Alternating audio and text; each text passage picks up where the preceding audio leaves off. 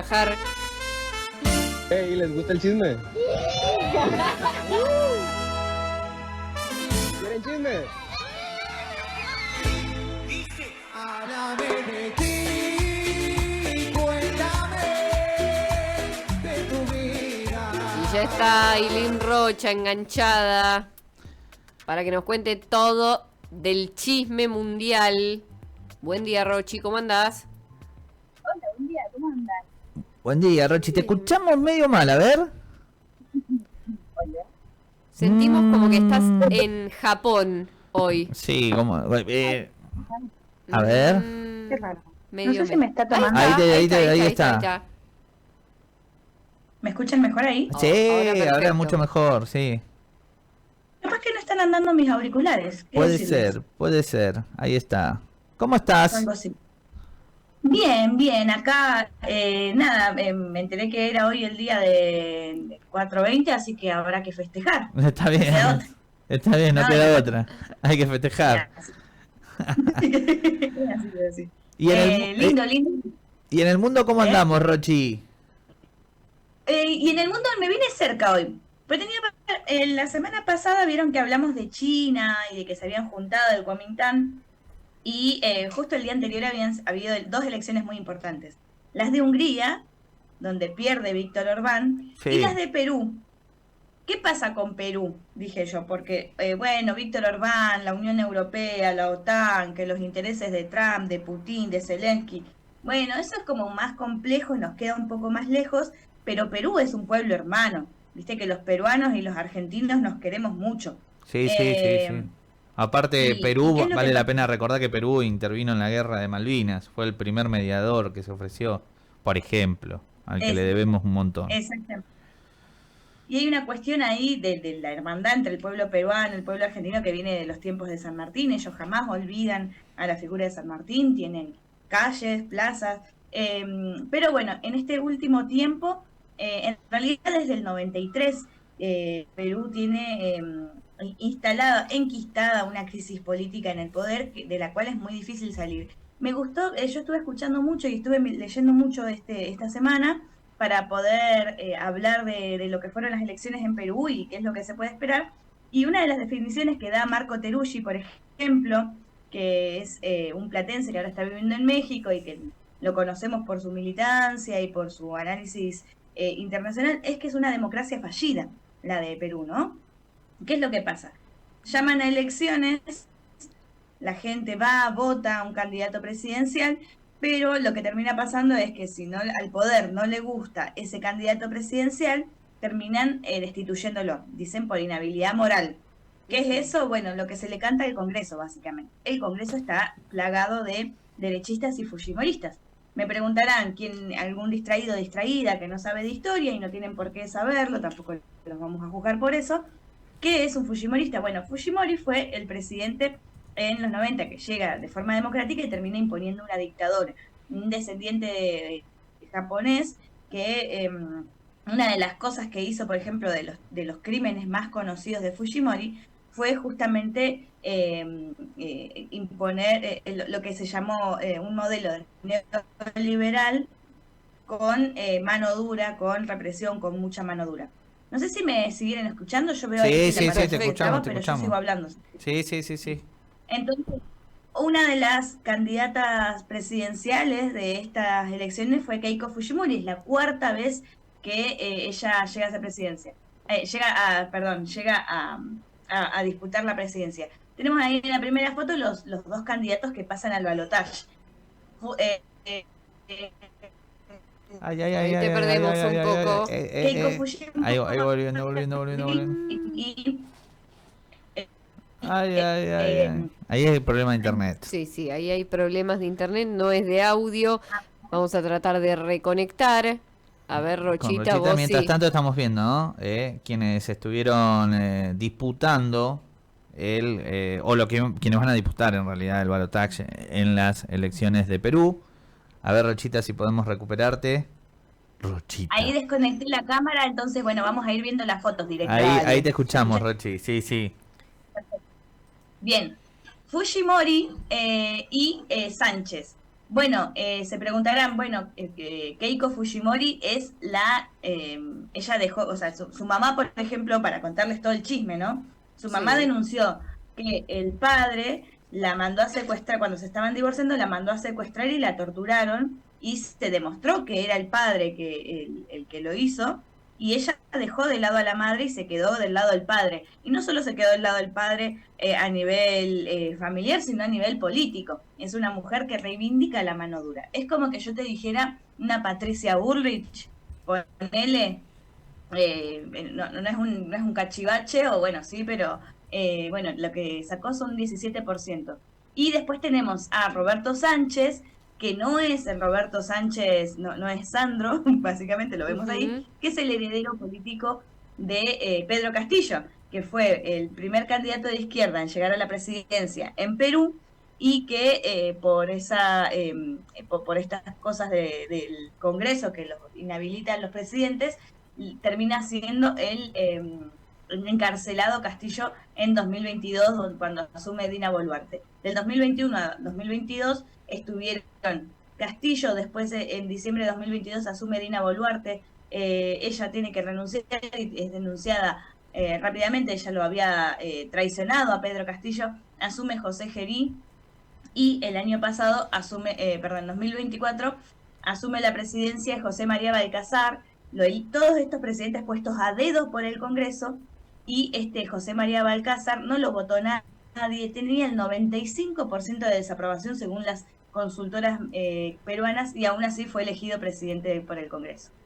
En la foto número 2 tenemos más de 30 candidatos, 35 candidatos, una locura. ¿Qué es lo que te habla de esto? De la crisis institucional, la crisis de representación política que tienen los Claro. partidos, no pudiendo ponerse de acuerdo para coalicionar un poco los votos. Así que imagínate, Keiko Fujimori sale liderando esta fórmula con casi el 17%, y le sigue este tipo, el heredero de Castillo, le sigue Sánchez con un 12%. El resto, todos sacaron, o sea, el que le sigue sacó un 11,8%, y el otro que le sigue sacó un 11,3%. O sea, todos sacaron, viste, entre 10, 5, 2%. O sea, impresionante las 36 fórmulas presidenciales que se presentaron.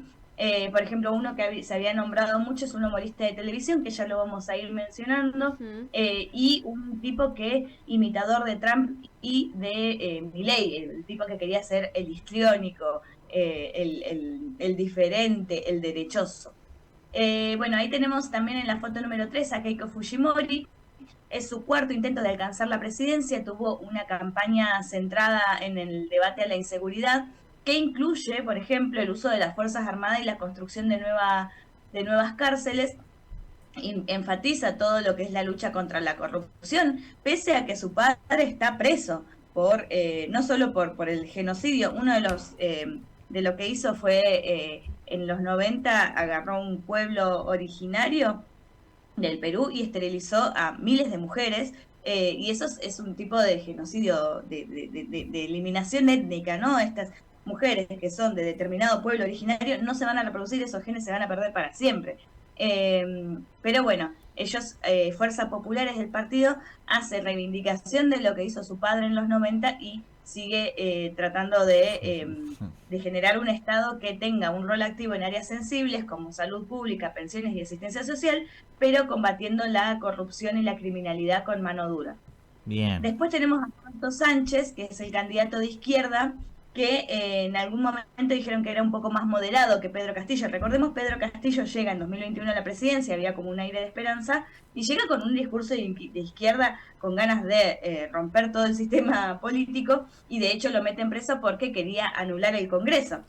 Pero en este caso, lo que tenés en Perú es un Congreso totalmente enquistado, totalmente funcional a los intereses del poder. Un Congreso que no, o sea, un sistema que es semipresidencialista o presidencialista, pero que en realidad termina siendo casi parlamentario, y que el Congreso, si no le cayó bien lo que vos hiciste, te echan. Imagínate un Congreso con más de 30 partidos que se presentan por elecciones también. Muy fragmentado, muy difícil moverlo, ¿no? Llega Roberto Sánchez con propuestas, por ejemplo, para para que haya un libre ingreso a la educación superior, con mayores derechos laborales, que va a crear el Ministerio de Ciencia, Tecnología e Innovación, va a declarar la educación como un derecho fundamental de la Constitución, y una de las cosas que dijo, que es lo que genera más puntos en esto, es la remoción de Julio Velarde. Ahora vamos a hablar de quién es Julio Velarde, que es el presidente del Banco Central del Perú. Y también, bueno, quiere revisar la Constitución del 93. O sea, el tipo viene ya de entrada diciendo, hay que reformar la Constitución, hay que indultar a Pedro Castillo, justamente. Sí, o sea, el tema es cuando entre, cuánto tiempo puede durar con el Congreso que tiene. Porque además ahora vamos a ir más profundo, vamos a tratar de hacerlo rápido. Vamos a saltear la siguiente... Estamos en la frontera del horario, Rochi. Así que... Sí. Vamos a ir con la foto número 6. Vamos a la 6. La número 6 es Julio Velarde. Que ¿quién es Julio Velarde? El único presidente que ha durado más de 10 presidentes. Es un tipo que está hace 16 años en el Congreso del Perú. Vieron que cuando Milei asume en Argentina dice, no, tenemos que ser como Perú, ¿qué pasa en Perú? En una crisis política galopante, la mayor desigualdad de América Latina, un montón de bardos. Bueno, Julio Velarde justamente es el presidente del Banco Central y que garantiza la estabilidad económica. Hay una estabilidad macroeconómica impecable en Perú. El asunto es quiénes tienen esa estabilidad y quiénes viven bien, claro, porque la mayoría de la población vive en la pobreza. Entonces, remover a Julio Velarde es tratar de remover al único presidente que se mantiene, que es el presidente del Banco Central. Y por último tenemos para mencionar lo que son las reformas en el Congreso Nacional, que esto se va a empezar a implementar a partir de ahora. Y ustedes dirán, una reforma del Congreso, qué bueno, porque el Congreso de Perú es bastante corrupto. Bueno, no.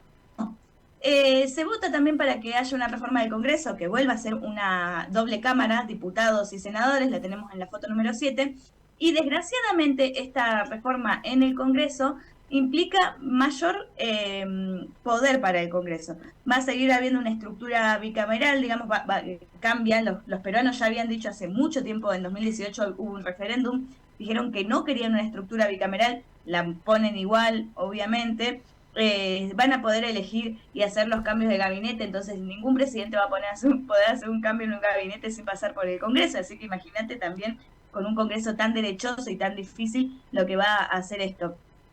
Y esto consolida también la estructura de democracia fallida o incluso de una pseudo-democracia, o sea, una democracia fallida, perdón, que no deja que los presidentes gobiernen, que no permite cambios estructurales. Entonces los peruanos y las peruanas es como que van a votar presidente con la esperanza de poder cambiar algo y sin embargo lo que tienen adelante es un Congreso donde hay gente que no la votan directamente, sino que votan los partidos o votar alguna cosa, y que están totalmente organizados y corrompidos para sacar a cualquiera que quiera hacer un cambio estructural y que quiera mejorar la vida de los peruanos y las peruanas. Así que no hay mucho que esperar, sí es esto, ¿no? Lo que pasó, y esto para terminar, y quiero ser rápida con esto, las elecciones fueron el domingo pasado, el 12 de abril.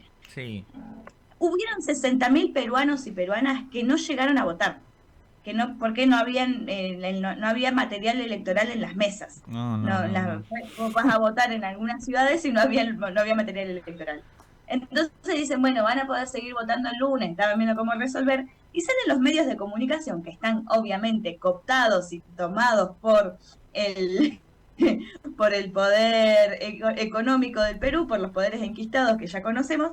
Salen los medios de comunicación a la noche a decir cuál era el resultado y diciendo que el balotaje iba a ser entre Keiko Fujimori y el candidato que ahora quedó tercero, que es López Aliaga, que salió a decir, no, me hicieron fraude, esto es un comando venezolano, iraní, cubano, ¿viste? Todo. Sí, López Aliaga, un facho bárbaro. Entonces la gente que fue a votar el lunes, directamente como revancha para que no llegue Fujimori, le metió los votos, parece, o sea, esta es la lectura que tengo yo, ¿no? Le metió los votos a Castillo. Entonces se dio vuelta la votación. Esto también habla de que hay un pueblo que está intentando de alguna forma resistir y sacar estos poderes. Veremos qué es lo que pasa el 7 de junio cuando sea la segunda vuelta y lo analizaremos todo. Bien. Excelente, Rochita. Nos quedamos entonces dispuestos a lo que va a pasar en la próxima vuelta. Obviamente, obviamente. Un abrazo grande, gente. Gracias. Un abrazo grande, Rochi. Aline Joana Marlene Rocha en su columna de Chismecito Mundial, cuando pasaron 5 minutos ya de